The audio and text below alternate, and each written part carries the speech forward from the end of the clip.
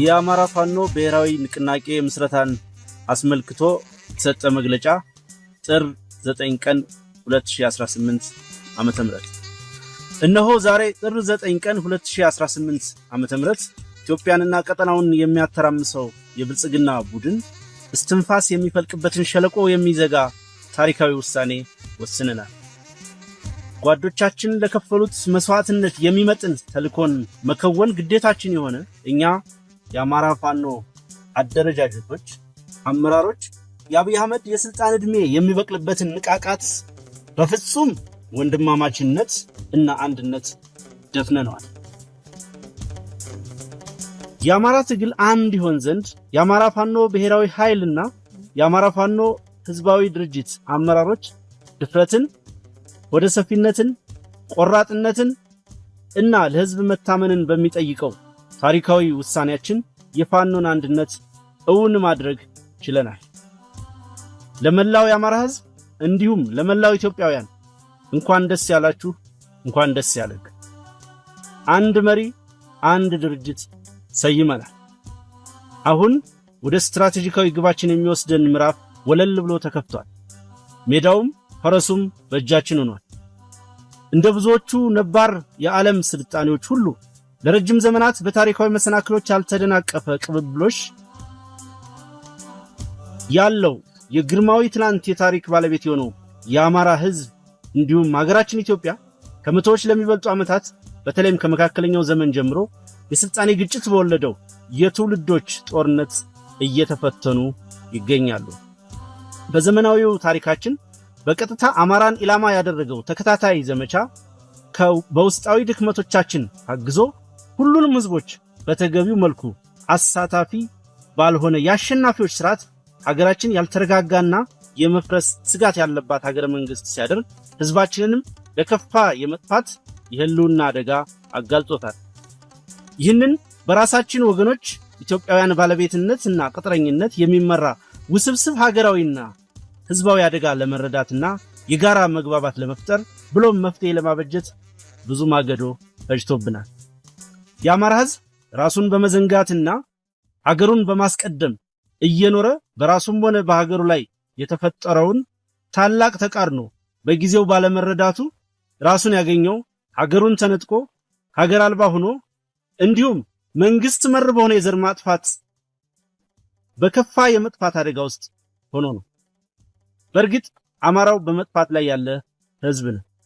ይህንን ህዝባዊ አደጋ ለመቀልበስ ብሎም ሁለንተናዊ ህዝባዊ ጥቅሞቹን ለማስከበር አዲስ ስልጣኔ ለመገንባት አዲስ አማራዊ አብዮት በማካሄድ ላይ እንገኛለን።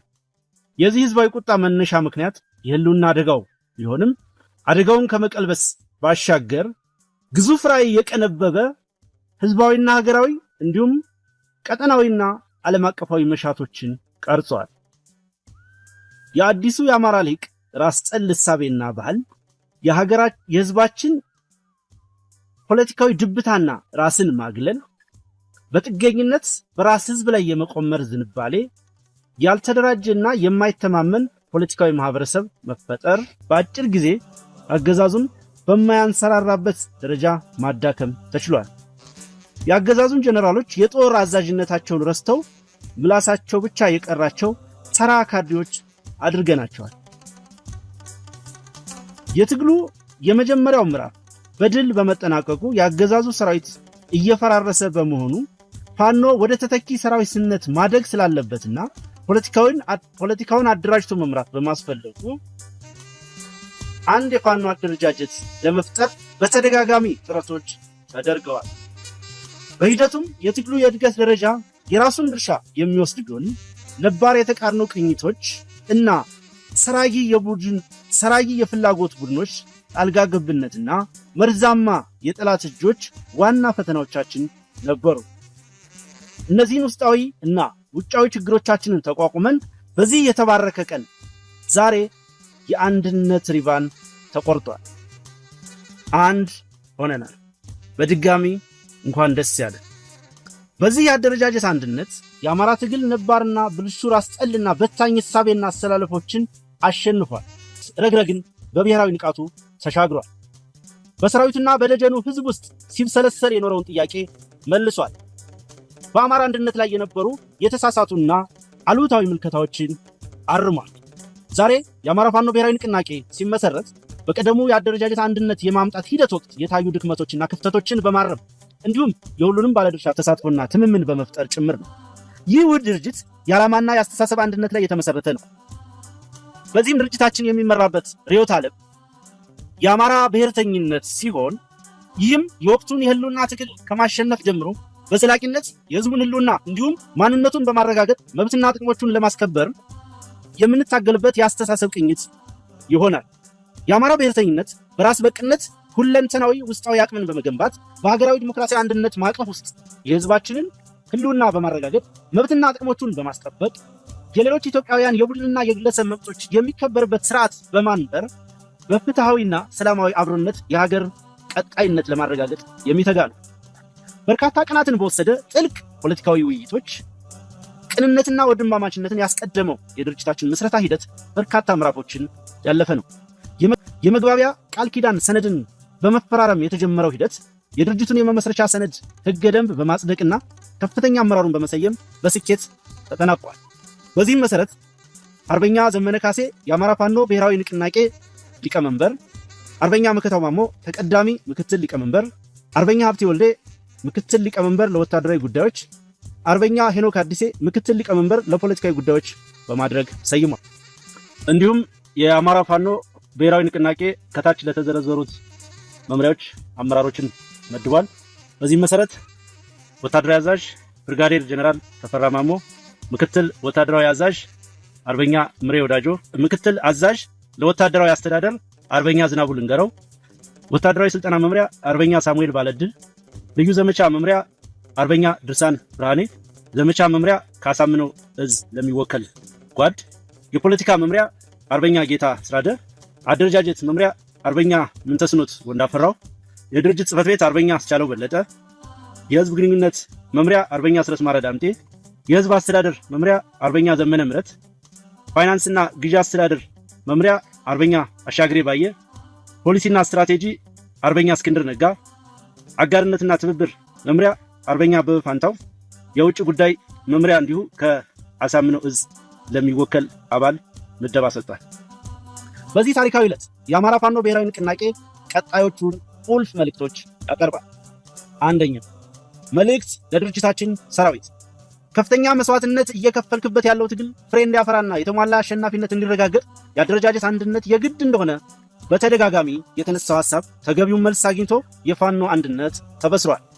ይህ ትልቅ የምስራች የሚያስገኘውን ተጨማሪ አቅም በመጠቀም በጽናትና በቁርጠኝነት ትግሉን እንድትቀጥል ጥሪ እናቀርባለን። በትግል ሂደት አዲሱ ትውልድ በብሔራዊ ቁጭትና ንቃት ያገኘውን የአስተሳሰብ አቅም በመጠቀም ውስጣዊ ትግል የሚፈልጉ ነባር እክሎችን በዲሞክራሲያዊ መንገድ መታገል እንዲቀጥል እያሳሰብን የድርጅቱን ውህደት ተከትሎ ለሚመጡ የመዋቅርና የአሰራር ማሻሻያዎች ተገቢውን ምቹ ሁኔታ በመፍጠር በቅንነት መተባበር አስፈላጊ እንደሆነ እንገልጻለን። በተጨማሪም በየደረጃው ያለው መዋቅር ለቀጣይ ግዳጆች የሚያስፈልገው ወትሮ ዝግጁነት እንዲያረጋግጥ በጥብቅ እናሳስባለን። ሁለተኛ መልእክት ለመላው ህዝባችን። የትግሉ ደጀን የሆነው ህዝባችን በመድረኮች ሲያቀርብ ለነበረው የአንድነት ጥያቄ ምላሽ ማግኘቱ በድጋሚ ያበሰርን፣ እስካሁን ትግሉን በባለቤትነት በመውሰድ በትዕግስት የድርሻውን ኃላፊነት ወስዶ የፈጸመውን ትልቅ ብሔራዊ ጀብድ የአንድነት ጉልበት ተጠቅሞ እንደ አካባቢው ነባራዊ ሁኔታ አደረጃጀቶችን በመፍጠር ትግሉን አጠናክሮ እንዲቀጥል እናሳስባል። ሶስተኛ መልእክት ለአማራ ዲያስፖራ። በተለያዩ የዓለም ክፍል የሚገኘው የአማራ ዲያስፖራ በትግሉ የመጀመሪያ ወቅት ሲያደርገው የነበረውን የነቃ ተሳትፎ በሂደት በተፈጠሩ የአመለካከት መዛነፎችና ጣልቃ ገብነቶች በተለይም የአደረጃጀት አንድነት ባለመምጣቱ ምክንያት በነበረው ግለት አለመቀጠሉና አቅሙን ተጠቅሞ ትግሉን በሚገባው መልክ ማገዝ አለመቻሉን አስተውለናል። ሆኖም ሰራዊቱ፣ ህዝቡና አብዛኛው ዲያስፖራው በጉጉት ሲጠብቀው የቆየው የፋኖ አንድነት ተጠናቆ ውህድ ድርጅት ለመመስረት በቅቷል። በዚህም እንኳን ደስ ያላችሁ እያል ለቀጣዩ የትግል ምዕራፍ ከእናንተ የሚጠበቀውን ድጋፍ ለማድረግ እንዲያስችል በራስ ተነሳሽነት የአደረጃጀት አንድነት ከመፍጠር በተጨማሪም ትግሉን አስመልክቶ ከድርጅታችን የሚሰጡ አቅጣጫዎችና መመሪያዎችን በቅንነት እንድትተገብሩ ከወዲሁ እናሳስባለን። አራተኛ መልእክት በጸረ አገዛዝ የትግል መስመር ላሉ ብሔራዊ የትግል ኃይሎችና የማህበረሰብ ክፍል። ሀገራችን አሁን ባለችበት ነባራዊ ሁኔታ በይፋ የዘር ፍጅት ያልታወጀበትና የህልውና አደጋ ያላንዣበበበት ኢትዮጵያዊ ወገን አለ ብለን አናምንም። ሁሉም ህዝብ ህልውናው አደጋ ውስጥ ነው። ኢትዮጵያ የገደል ጠርዝ ላይ ናት። በመሆኑም የፋኖ ትግል ለአማራ ህዝብ ህልውና እና ለሌሎች ኢትዮጵያውያን ወገኖችም ጭምር ፖለቲካዊ መዳን ወሳኝ መፍትሄን ያዘለ ነው። የአማራ ድል ለጉራጌውም፣ ለትግሬውም፣ ለኦሮሞውም፣ ለጉምዙም፣ ለአፋሩም፣ ለሶማሌውም፣ ለወላይታውም፣ ለሲዳማውም፣ ለጋሞውም እና ለሌሎችም ህዝቦች ድል ነው። በመሆኑም ሁሉም የፖለቲካ ቡድንና ሊቃን በጋራ በመቆም ለጋራ ጣፋንታ መታገል ይኖርባቸዋል። የዳር ተመልካች መሆን ለወረፋ ጥቃትና ጥፋት ይዳርጋልና። አብይ የአፍሪካ ቀንድ ሹል ቀንድ ነው። ሁሉንም እየወጋ ሁሉንም እያደማ ነው። ሁሉንም የቀጠናው ህዝቦች ቤት በእጁም በእግሩም እየረበሸ ነው። ስለሆነም ዘራፊውን የአብይ አህመድ አገዛዝ ለማስወገድ ኢትዮጵያውያን ወገኖች ብቻ ሳይሆኑ የቀጠናው ኃይሎች መተባበር አለባቸው። ይህን አገዛዝ ለማስወገድና ቀጠናውን ለማረጋጋት የሚደረጉ ትብብሮች በሙሉ ትክክል ናቸው። የቀጠናው ህዝቦች እረፍትና ልማት ይሻሉ ይገባቸውማል። አረመኔው አገዛዝ የሚከተለው ከፋፍሎ የማጥቃት የማስጠቃት ስልት ጊዜያዊ የስልጣን እፎይታ የፈጠረለት ቢሆንም ይህንን በመገንዘብ በትብብር አገዛዙን በማስወገድ ላይ የታዩ መግባባቶችን ማሳደግና የአገዛዙን ዕድሜ ማሳጠር አስፈላጊ ነው። ለዚህም የፋኖ አንድነት የፈጠረውን ተጨማሪ አቅምና እድል እንዲሁም በስካሁኑ ሂደት በጸረ አገዛዝ ትግሉ አስፈላጊነት ላይ የታዩ መግባባቶች በተሟላ ሁኔታ በማቀናጀት የዘር ማጥፋቱን ጦርነት ከመመከት ወደ ስትራቴጂካዊ ማጥቃት በመቀየር አገዛዙን ለማስወገድ እንድንሰራ ጥሪ እናቀርብላችኋለን። 5 መልእክት ለዓለም አቀፉ ማህበረሰብ። አብይ አህመድ መሩ የብልጽግና አገዛዝ ስልጣን ከያዘበት ጊዜ ጀምሮ ላሉት ወደ 8 ለሚጠጉ ዓመታት በህዝቦች ላይ ከፍተኛ እልቂት መፈጸሙ እንደሚታወቅ እሙን ነው። አገዛዙ ሀገሪቱን የማያባራ ጦርነት ውስጥ በማስገባት በሁሉም ክልሎች ከፍተኛ የሰብአዊ ውድመት፣ ኢኮኖሚያዊ ድቀትና ማህበራዊ ቀውስን አስከትሏል። ይህ አገዛዝ ጸረ ህዝብ በመሆኑ ከችግሩ የማይታከም ከስህተቱ የማይማርና አንዳች ተአማኒነት ያልታየበት ነው። የአገዛዙ የጦረኝነት ባህሪ ከኢትዮጵያ ውስጣዊ ችግር አልፎ ቀጠናዊ ሰላምና መረጋጋት ላይ ተጨባጭ አደጋ ከፈጠረ ውሎ አድሯል።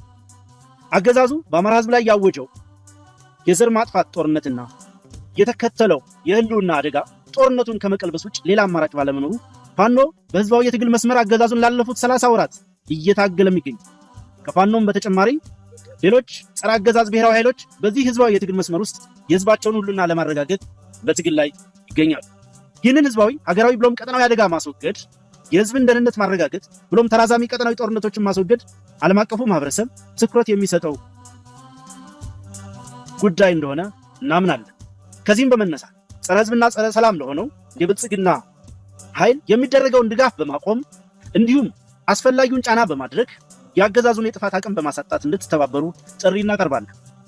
በተጨማሪም የፋኖንና የሌሎችን የጸረ አገዛዝ ትግል የሚያደርጉ ኃይሎችን ትብብር በተቻለው አቅም እንድትደግፉ ጥሪ እናቀርባለን።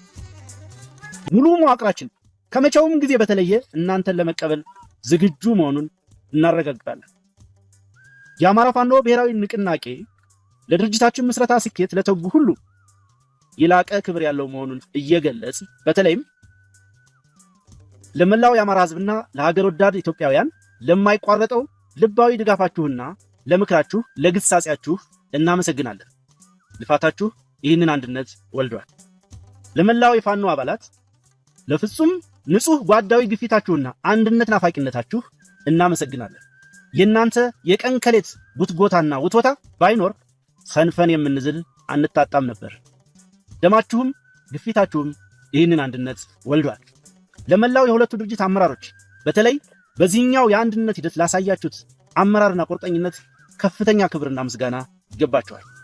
በተለይም የአንድነት ሂደቱን ያሳለጣችሁ የሁለቱ ድርጅቶች የቴክኒካል ኮሚቴ አባላት እጅግ ታላቅ ክብር ይገባችኋል። ያሳያችሁት የአመራር ብቃት፣ ጥበብና መፍትሄ አፍላቂነት ልዩ ነበር።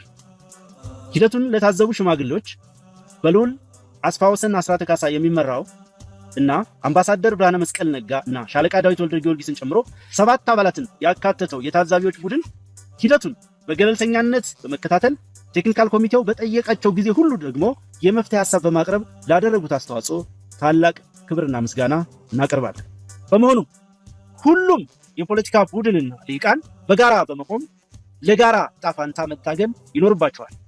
የዳር ተመልካች መሆን ለወረፋ ጥቃትና ጥፋት ይዳርጋልና።